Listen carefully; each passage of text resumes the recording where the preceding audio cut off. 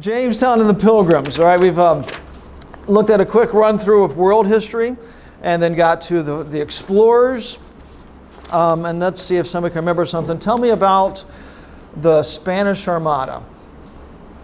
Really wasn't explorers there, but it's in that time frame. So 1588. Okay. It's on your timeline. They were defeated by England. Defeated by England. I assume the Spanish Armada was defeated by England, Spain. Yeah. Should not have been defeated. Yes, they had a much stronger military. All right, it was. I used to. This is old for you guys, but I used to always think of when we attacked Iraq in the Gulf War. And your dad was over there, right? Okay. Saddam Hussein was talking about the mother of all wars, and there's bloodbaths in the streets, and we just rolled over them. Wasn't as far as war goes, it wasn't much of a war. All right, it'd be like Iraq beating us. Is kind of the picture here. It shouldn't have happened, but England pulls this thing off. Why is that important? And we can look at other places where a smaller army beats a bigger army when they shouldn't have, and unfortunately, lots of battles. The main result in history is that people die, and after that, really, there's no major change. Just a lot of people get killed. There's different names owning the property and that type of thing, but there's no really change. But why is this one important? Did you already answer one? Okay. The New World became more Protestant rather than Roman Catholic. Okay, rather than the Catholics dominating, continuing to dominate, the Protestants have some time to flourish here. England becomes the big navy. Okay, England is on the ascendancy here, and they become the dominant world power. This class is in English, and that, if nothing else, gives us some hint of the significance of that. So, Spanish Armada, very, very significant event there. Spain, from that point, is on the decline, and England is on the rise. Then we looked at some of the French and English early explorers, and we got to some reasons why the English came. That's from a later time period, but the colonies. The English colonies, we see many more people coming over to the colonies from England than some other places. Somebody give me a reason why. Yes? Religious freedom, all right? They were coming over to escape the England is in the middle of a very, very troubling century.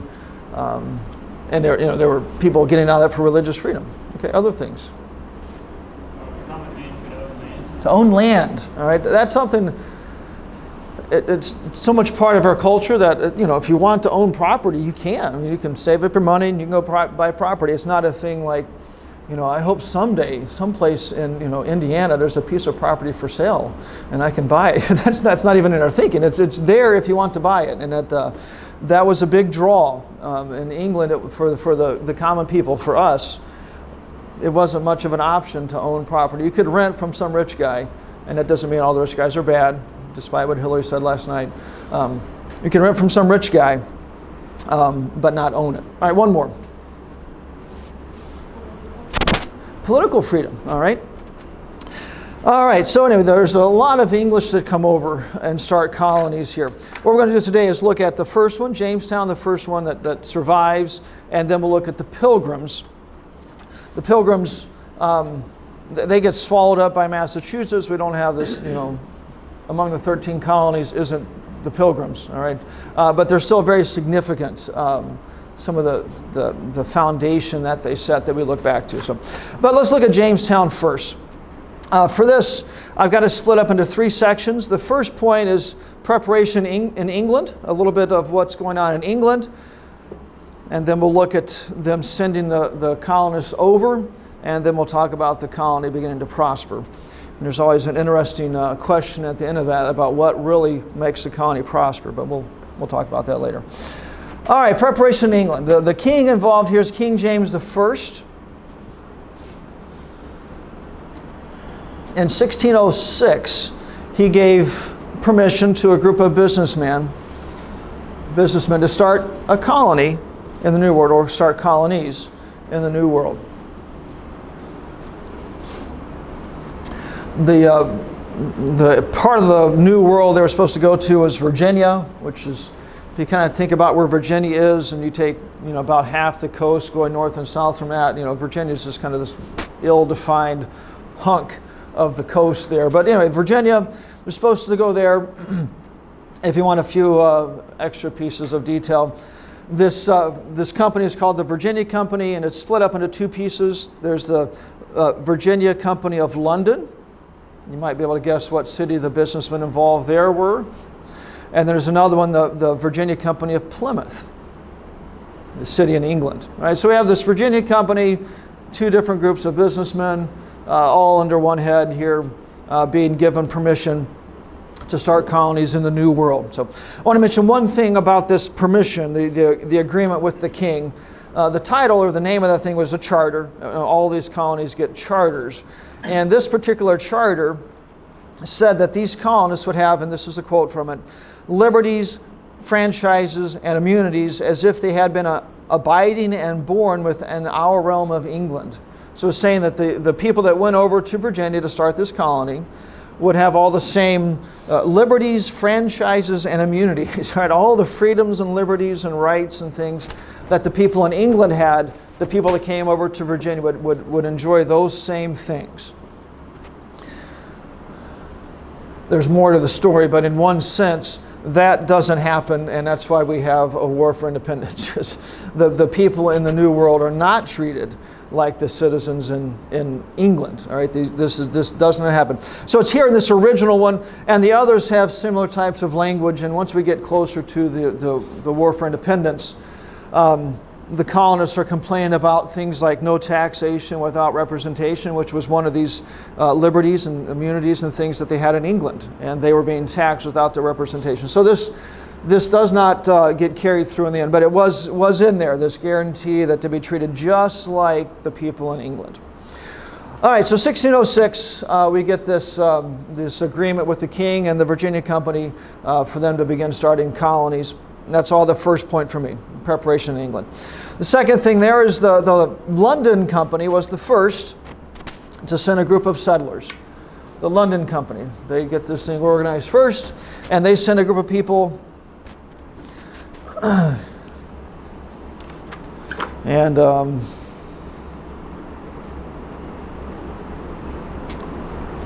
was going to ask what year they landed, but I didn't put it on your timeline. I just put the Pilgrims. Anybody know?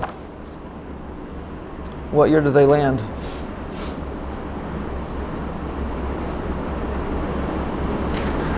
Sometime after 1606, and it's before the Pilgrims in 1620. 1607 is when they land there in Virginia. All right, so the London half of this company organizes first, send over a group of people to start a colony. This initial group was about 100 guys, men and boys, no women.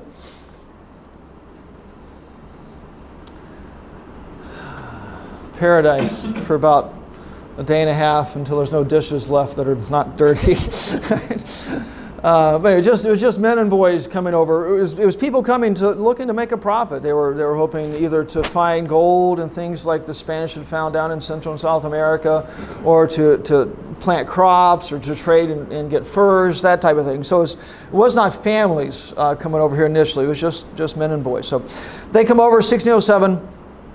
This colony initially goes through some seriously difficult times. They really struggle for a while. Let me give you a couple of reasons why they initially struggle, and then we'll look at some changes from there. All right, they struggle, first of all, because they chose what ended up being a bad location to start off. They were very concerned about the Indians, which isn't completely irrational, but they're very concerned about the Indians and defense. So they picked a spot that was very defensible, but it was by a swamp, and there was mosquitoes with malaria, and the health conditions weren't the best there. So anyway, they struck on the side of defense, ended up being a bad location, very difficult to get clean water, that type of stuff. Okay, they also arrived too late in the year to get a crop out, so they're having to get by with the food they brought and the things they can hunt and gather, but no crop. And this one might shock some of the girls. Many of the men were lazy. So there were some of the aristocrats, some nobility, the lower echelons of that came over, and they thought work was below them. Like all you peasants, you do the work. I'm going to sit. There was no big house to sit in, but I'm going to sit in whatever kind of shelter they had, and you guys go work in the field. So anyway, they struggle. So the first winter they're there, about half of them die. That's a hard time, but they stick it out. We see a brief turnaround for a little bit of time, and then we see another drop back into some hard times. The first summer they're there, a guy named John Smith, Captain John Smith, is placed in charge. He's only there for a year in charge, and he goes back to England. So he makes some reforms that last for a year. Does anybody know the reform that he changed, or the reform that he implemented? Yeah, if you don't work, you don't eat. It's amazing how much guys aren't lazy when there's food on the line. If it's, I don't remember if you boys ever had this type of thing, but you get home from school and Dad says, "We're going to have dinner after the lawn's mowed," and all of a sudden you're that lawnmower's never gone so fast before because you want to eat. So anyway, so this year of this, if you don't work, you don't eat, really changed a lot of people's thinking. So he did that. He also took some steps to maintain peace with the Indians. We have a short respite. There was some, kind of on and off ill will with the Indians, but settles out for a while. So Captain John Smith is there for the year of 1608, essentially, and makes some changes that help a little bit. He leaves, and then we have another really bad time. The winter of 1609 into 1610 is referred to often as just the starving time. And you can probably guess why. It actually got to the point where they had decided to leave. They were going to go back home in the spring. But in the spring, a fresh crew of settlers arrived, and they agreed to stay with that. All right. The next main point I have is the colony beginning to prosper. We'll look at some things that change here and see this colony go from just barely surviving to thriving, and we have Virginia today. All right, the first thing here is the real reason for this. What's at the heart of what changes here? They went from a common storehouse system to basically a free market system, a free enterprise system. Even know what common storehouse is?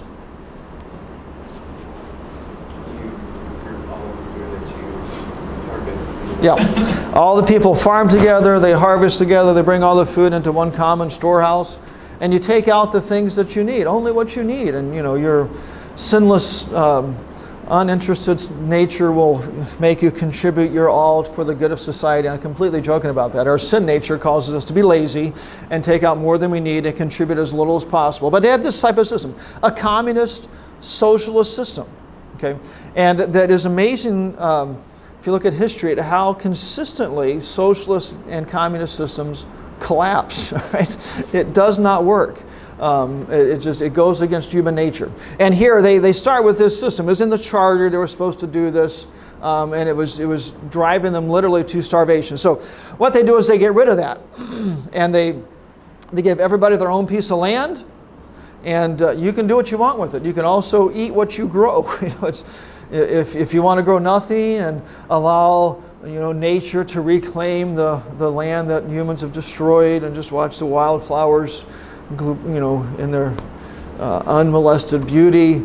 You can do that, and your neighbors will laugh at you. You'll be the grasshopper that comes to them in the wintertime begging for food, right? And that didn't happen. People planted crops. It was amazing how much stuff started getting planted. All right, so if we have to pick one thing that really changes it, it's going from the communist storehouse system to a free market, a free enterprise system, right? That we don't have to, as Christians, be bashful about the free market system. People say, it's kind of based on greed, and everybody's out trying to only make money for themselves, as if that's evil.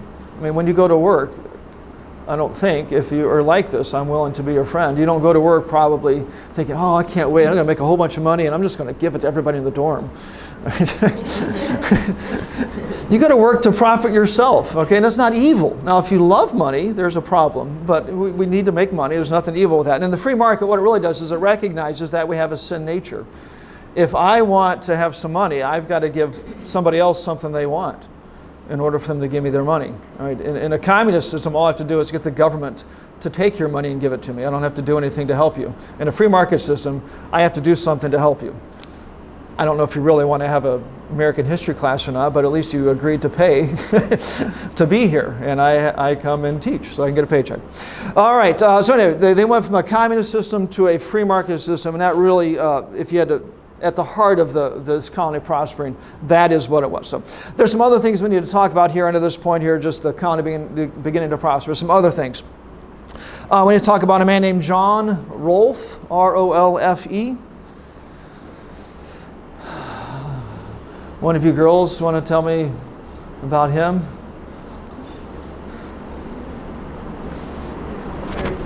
Mary's Pocahontas, yes. All right. You're not a girl. Yes. R-O-L-F-E. Okay, does marry Pocahontas, and we do have a respite here with the Indian troubles. All right.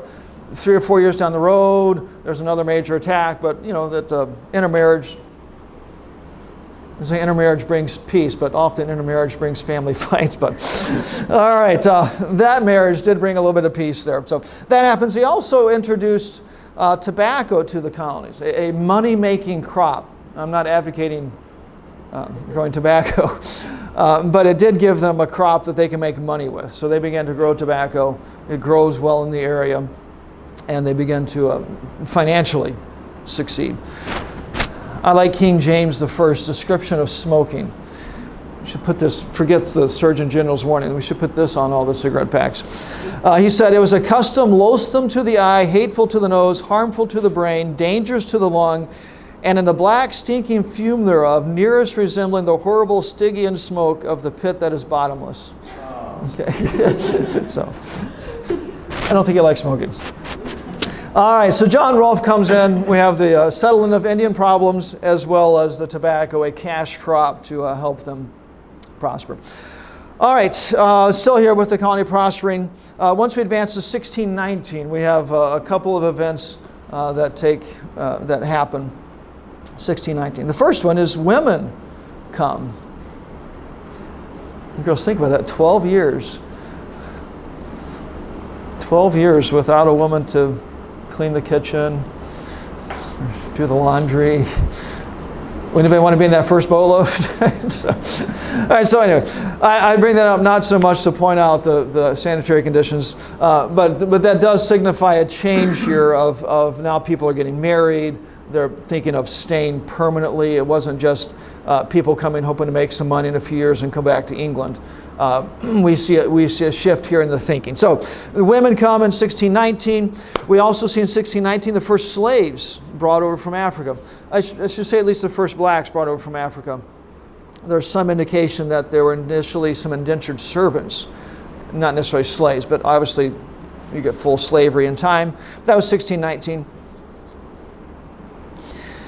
And also 1619 we see the House of Burgesses forming. The House of Burgesses. That was an elected assembly to help make laws. It was the first time they met, 1619. So we see this representative body there forming to help make laws. That was a relatively weak legislative body, but we at least see that representation starting. All right, and the last thing here is that in 1624, the Virginia Company becomes a royal colony. I'm sorry, Virginia, the colony, becomes a royal colony. The Virginia Company gives up, turns it over to the king. They never turned a profit off of it.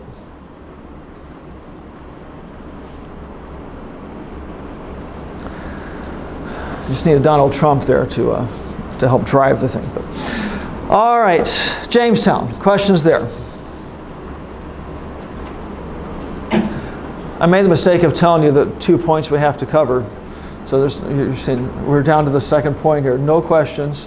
Just let the man talk and we'll get out of here. So, all right, let's talk about the Pilgrims.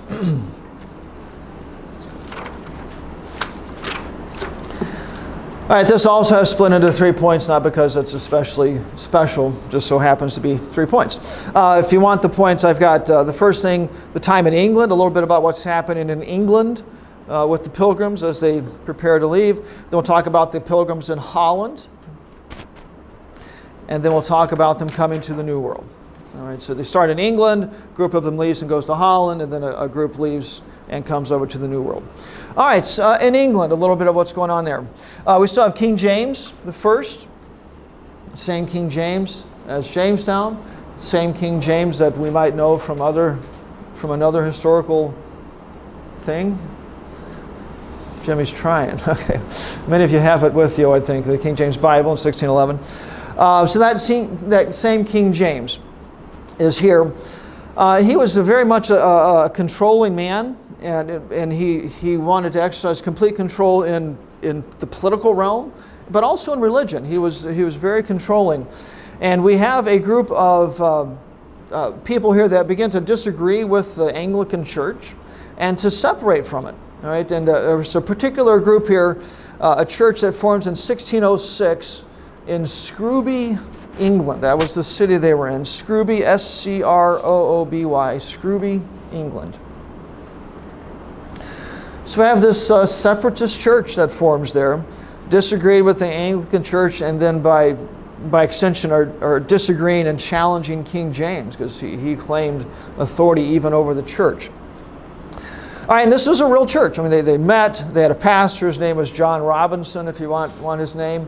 And they're there in England. Grew to about 300 people in this church. And King James was persecuting them, harassing them, taking property away, different things like that. And this group decides that they want to get out of England. All right, and it was in 1609 that they leave. And they don't go to the New World yet. They go from England to Holland in 1609. You might have seen or maybe run across at some point this described as King James kicking the pilgrims out of England or something like that. That's not really an accurate way. He didn't especially like them, but he was more concerned about imprisoning all the guys and throwing them in jail. He was trying to stop them from leaving, actually. The guys, many of the guys had gone ahead and tried to get things arranged, and the women and children were coming later. And he actually captured a group of the women and children as they were getting ready to board ships to head over. But he didn't know what to do with them because all the guys were already across. So he ends up releasing them. He wanted the guys. He was trying to arrest them and put them in jail. So it isn't so much that King James kicked them out as they escaped out of England, if you run across that. But it was 1609 that they go to Holland. All right, that brings us then to their time in Holland. All right, let me give you kind of the short story of what happens here. They arrive in a very, very poor condition, literally poor. Little money, little equipment, there's very little of anything. You can imagine if you were trying to sneak out of America or something like that, or even just sneak out of the dorm. You kind of limits the amount of things that you can crawl through the window with.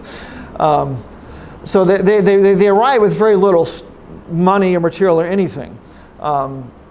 And over the course of several years, they began to prosper and do just fine. They were very hardworking, very honest people, and the people in Holland there began to recognize that. Wow, I'll get one of these weird pilgrims, these Christians that escaped out of England. They're not going to steal your money, and they'll actually work all day like you asked them to. Right?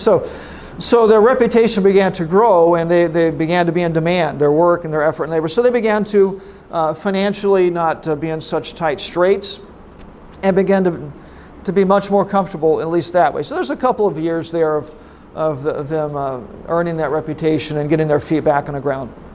It's also good to note here that this was still a church. They looked at themselves as a church. It wasn't just a group of friends who loved moving around the globe together. Right? It was a church. I mean, they met. They even kicked people out of the church. It was a church over there in Holland. So, all right, it might bring up a question here. If they're beginning to financially succeed and they're able to meet and be free and that type of thing, why would they leave? All right, why leave Holland? Did it, just the New World was so great? Well, I agree, but they didn't know that at that point. So, you're going to answer? Okay, part of it's because of their kids. We really don't have to wonder. They tell us, all right? They give us 4 reasons why they decided to leave. And really, just looking at it from a human perspective, there's a whole lot to say. Just stay there, right? You're free to worship, right? But they give us 4 reasons why they decide to make this leap from Holland over to the New World and start a colony there. All right, let me give them to you. Jennifer gave us 1. They were fearful of their children. Predominantly they're fearful of the Dutch culture corrupting them. They wanted them to be English, but more than that, they wanted to be Christian. And they were worried about the bad influence there. All right, so that's one. Another reason they give is they wanted a place where more people could come and join them. I've never looked into the details of the restraints on this, if there just wasn't the housing available or whatever it was. They wanted a place where more people could come. There were others that hadn't made the trip over, and more had come through the years, and they were being limited by space. Okay, they also were fearful of being trapped again and persecuted. Europe at this time of history is not known for religious tolerance anywhere, basically. And all around them, there were religious troubles. The King Philip in Spain, the Spanish Armada was heading up to just south and east of where they were to pick up an army that he had been using to prosecute a religious war. So it was, there was religious turmoil brewing, and they were fearful of just being back in the same boat as they were in England if they continued to stay. So, and then the 4th one they gave was to spread the gospel. They wanted to take the gospel to places it had not gone.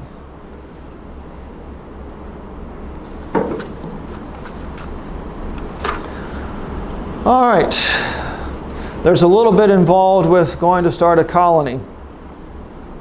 It's easy to just think, oh yeah, hop on a boat and you see little pictures of these guys with their little black hats on bouncing across. There's a whole lot involved here. Just imagine, I don't know, if you're going on a family vacation where you're camping or something and loading everything up and mom's got her checklist and you get there and you forgot your toothbrush, which the guys, I don't know if that's a real loss or not, but there's a whole lot involved. You can imagine, if you can think about moving across the Atlantic to a frontier region and the planning and the things you need to take and the expenses incurred to do that. There's a whole lot involved. And that doesn't even really address getting there. I mean, you didn't just hop in a canoe and paddle over. This was a significant trip. So there's a little bit to do here to get over. And I want to address just a few things there about this preparation of them going over to the New World. All right, the first thing to mention is that they decided they did not want to be part of Jamestown. They wanted to go to Virginia, but not be part of Jamestown. There'd be some real advantages there. I mean, by the time they land, Jamestown's been there 18 years. They already have women and a legislature. Everything needed for civilized society. There was some significant advantages to going there, but they did not want to be there. They wanted to be separate from Virginia. And the real reason for that was they were fearful of being persecuted there. It was still, it was a colony then that they wouldn't be controlling. They wouldn't get to pick the rules. They would have to live by their rules. They wanted to have a completely separate colony because of their fear of being persecuted for religion. They wanted complete religious freedom. So. All right, so that was the decision they made. They also then had to get permission from the king and arrange with one of these companies that had gotten permission to go over. So they had to go through that hoops, all those hoops. They end up working with the Plymouth Company. Now, if you ever get bored and study the history of these companies after you weed through things, I think I've got it straight. This is a different Plymouth Company than the original one. That one folded. Then we have a new group of people involved. Basically same purpose and everything, but the Plymouth Company. They contact them, negotiate with them about the conditions, how much it's going to cost. Once we get there, what's going to be the agreement about the profit that's made. All those types of things have to be talked about. The one thing that they really wanted in this agreement was they wanted complete religious freedom, right? And as we think of religious freedom. Most people this time, when you talk about religious freedom, they meant freedom for their religion. If you're an Anglican, then we want religious freedom for Anglicans, and everybody else, we need to throw them in jail or worse. All right, so this complete religious freedom was a novel idea for the most part. So this is the thing that the Pilgrims were sticking to. We want to have whatever the agreement is. We need this in the charter that we have complete religious freedom. The company also had a few things that they wanted in. Let me just mention a couple of those, and then we'll get to them coming over. The company, the Plymouth company here, wanted them to stay together for 7 years. Okay, they were investing a significant amount of money to help them get this thing off the ground. So they wanted the Pilgrims, this group of settlers, it wasn't all just Pilgrims, but this group of settlers to stay together for 7 years. You can imagine all these people, you sign all these papers, oh yeah, we'll do this, and they land in the New World and they just like mice scatter. They didn't want that. They wanted them to stay together so that this company could try to recoup their expenses. So, and then the other thing was they wanted to have a common storehouse system. Now, from the Virginia company side, this made sense because they're trying to, keep track of how much profit there is in the colony and make sure they get their cut and that type of thing. It was a communist system. It has the same effect that it did in Virginia, and it has everywhere else in the world that it's been tried. But that was something the company mandated. All right, once they do all those preliminaries, get all the packing done and the planning, the paperwork, everything settled, a group of them heads off for the New World. And this brings us to the third point, the New World. They set sail on September the 6th, 1620. And have a fairly rough crossing. Storms and things hit them, and it wasn't necessarily easy. I should mention here there's a group of pilgrims, people from this church. There's also a group of some others there, people that the pilgrims refer to as strangers, just people going along, much like they'd gone to Jamestown or some other colonies, just going along. So it wasn't just a boatload of all pilgrims. There were some others with them in this boat. That becomes significant here in just a second. What is that date? September the 6th. They land then on November the 11th at Cape Cod, Massachusetts.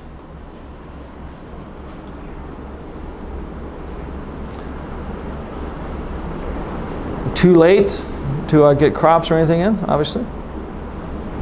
At this point, they do something that it's easy to kind of gloss over its significance. They signed the Mayflower Compact, all right, but I was talking to the high school kids about this. Imagine Mr. Schreiber taking you guys on an away game, and he gets you on the bus and say, guys, as long as we're on this bus, these are the rules. And you stop at a rest area and everybody gets off the bus. And while we're picking on Jimmy says, you know what, we're no longer on the bus. Those rules don't apply. Right? So then he starts going through people's pockets, stealing things. He says, we're off the bus. Those rules only apply to the bus. Okay? There would have an example of somebody with no self-government.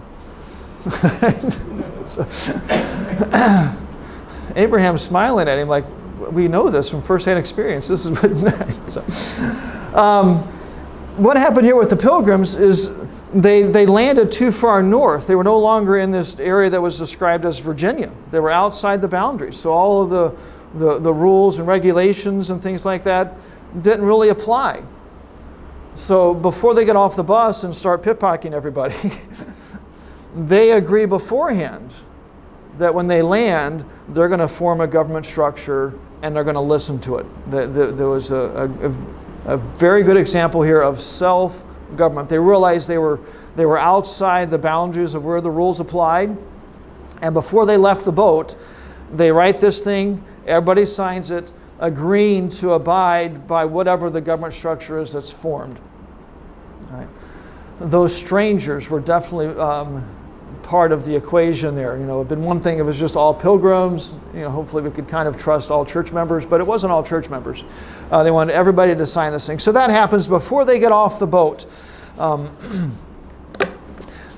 I wish we could get our current government to be as concise, but that paragraph at the bottom, that's it. You know, how many thousands of pages was Obamacare? Right? It'd be nice to get down to something like that. And for you grammar majors, it's almost all one sentence. Right? Anybody an English major? I've always joked with those teachers that they should pick a sentence like this and make it your final. Diagram this sentence. Part of the problem might be that the teacher would have to diagram it first to grade you, but it would still be fun. I'm sorry, it wouldn't be fun. It'd be fun to watch you do it. I don't want to think about it, but it'd be fun to watch you do it. I say that partly in jest. If you do take these gigantic sentences that we often run across in government papers, or even in the Bible, take a long sentence, if you take the time to analyze it grammatically, you can get to the heart of what's being said. And all the rest is not necessarily insignificant, but it's extra detail, and the heart is the main point. Sometimes we focus on the extra little tidbit and forget the heart of the message here. If you take this sentence and weed out all the extra things, things like, by the grace of God of Great Britain, France and Ireland, King, Defender of the Faith, etc. When you got so many titles that you just throw etc. at the end, maybe should back off a little bit. Let me get down here to the middle of this thing.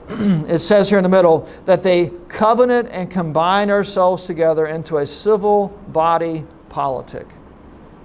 Okay, that civil body politic wasn't just some government speak. That was a very common term in the time to talk about a government. We're going to form a government structure. It doesn't say how that government was going to operate. It didn't talk about how they chose the mayor or anything. But they said when they land, they're going to, I lost the phrase, covenant and combine ourselves together into a civil body politic. And that's really the heart of this whole document. They were saying they were going to form this government structure. All right, so anyway, the Mayflower Compact, it really is not so amazing that we need to somehow still copy the procedures that they set up or anything like that. But this idea of them governing themselves, that is a significant thing. It wasn't the king imposing rules on them. It was them saying, wait a second here, let's think about this, let's be a little bit orderly, let's not use our liberties, was the phrase that they used about the ones who weren't pilgrims. They're afraid they would use their liberties, and who knows what they would do. Okay, so the Mayflower Compact, that gets signed before they get off the boat to begin landing, or to begin settling.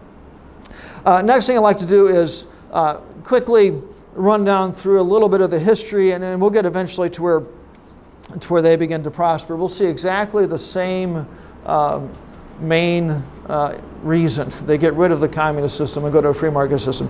But we'll look at a little bit about what happens along the way. All right, they land in November, so the first time frame to talk about is the first winter, that winter of 20 into 21, the first winter.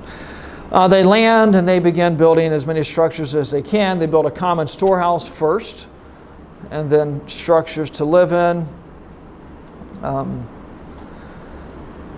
as much as they could. About half of the people died in the first 3 months or so.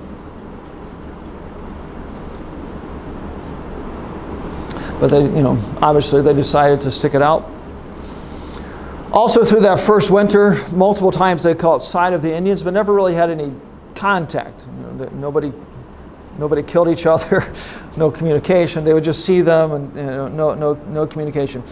Until early in the spring, it was March the 16th, that they have the first real contact with the Indians. And again, it's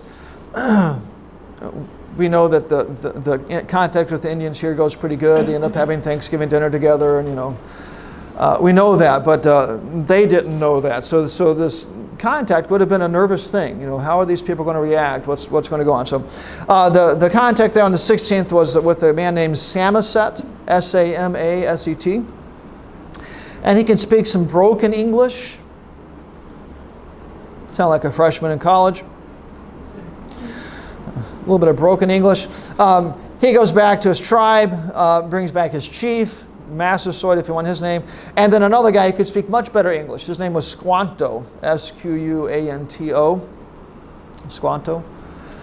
So we have here a ready avenue of communication.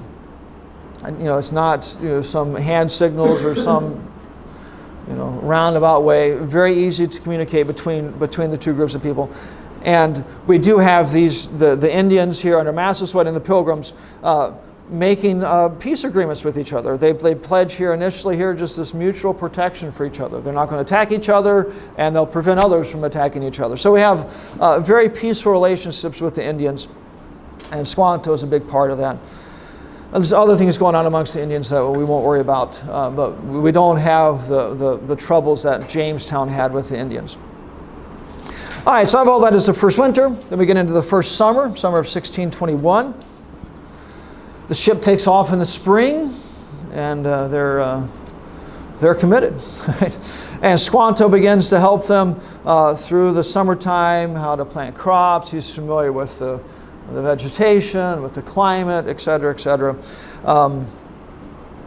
So he helps them tremendously all through the summertime. He helps trade with the Indians, things the Pilgrims have for things the Indians have. So all that type of stuff he's very, very helpful for all summer. They continue to use this common storehouse system.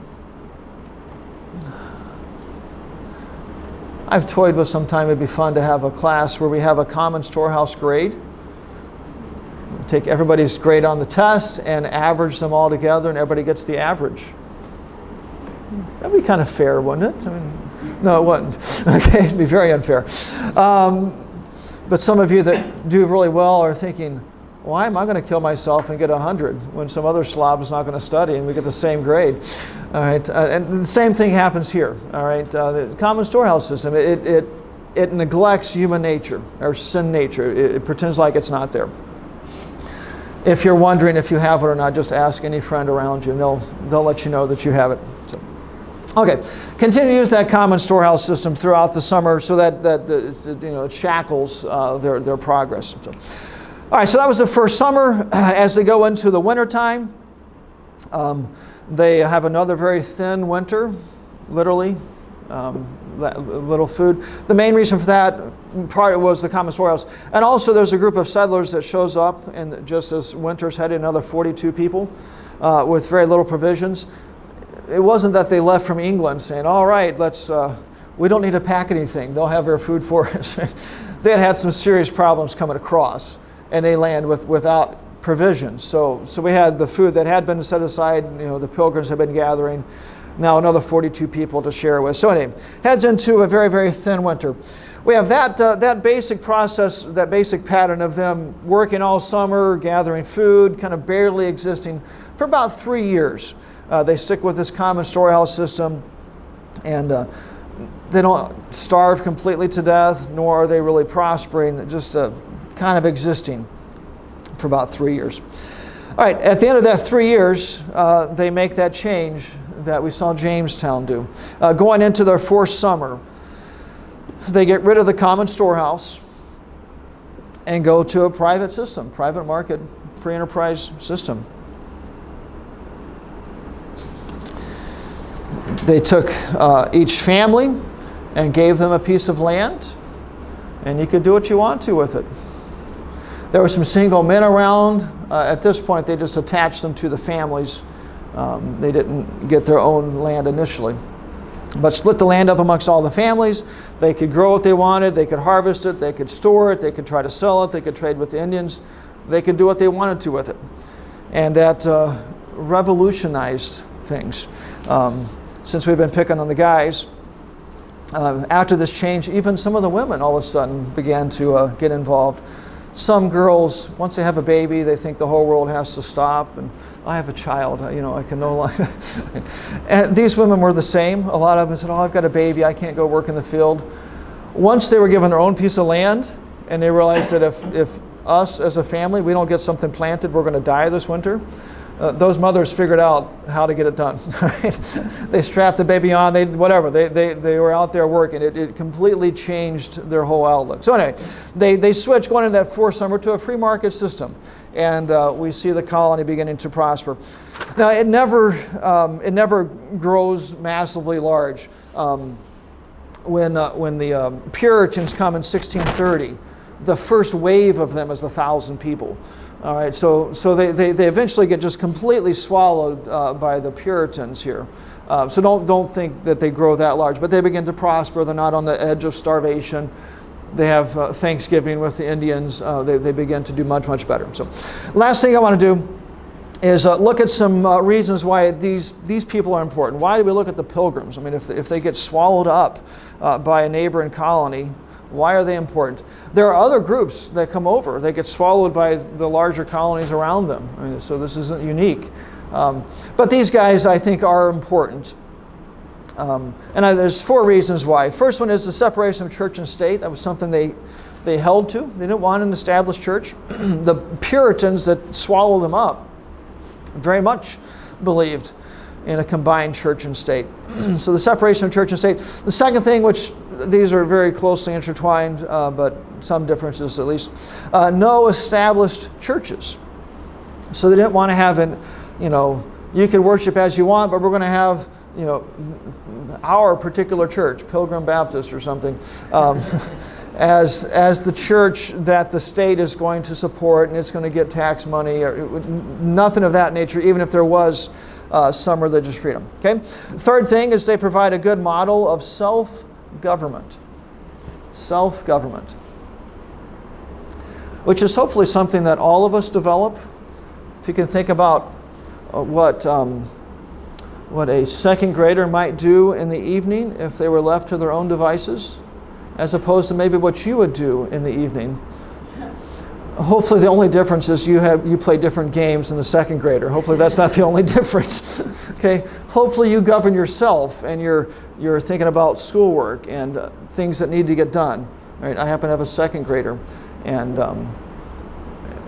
she wouldn't eat. I mean, she would maybe not. I don't think she's especially unique. She would come home from school and the book bag would fly off as she entered the house, and in about 30 seconds she's in play clothes, and we'd have to go find her at dark if we left her to her own devices. All right, there's not a whole lot of self-government there. All right, these people learn to govern themselves. All right, we see that with the Mayflower Compact. They form a government structure. They agree to it, right? And that is, personally, that's very important, but also collectively. Think about our nation. We don't have yet a king that dictates to us what we have to do. We still elect our leaders, and we still participate. So, self-government. And the last thing, example of hard work and determination. They were very hardworking, very determined group of people. I think they're a very worthy group of people if we're going to look at a group of settlers as at least the philosophical foundation that we want to look back to. The Pilgrims are a very worthy group to do that with. Not that the guys at Jamestown were evil and wicked, but the Pilgrims, much more of a religious motivation than those at Jamestown. All right, next time we will look at the main 13 colonies, the final settling out of the ones that were there. So, see you then.